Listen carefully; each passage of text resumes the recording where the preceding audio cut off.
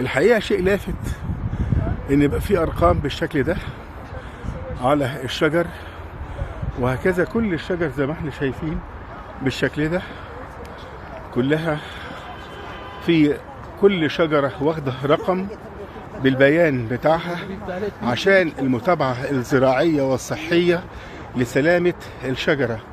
هذه هي تركيا، وأكيد الكل يعرف تركيا هي من. أكيد شيء الحقيقة لافت. شايفين النظافة، شايفين النظام، مفيش عقب سجارة على الأرض، مفيش ورقة مرمية، مفيش منديل ورق مرمي، مفيش حد بيبصق، لا، في نظام، في نظام.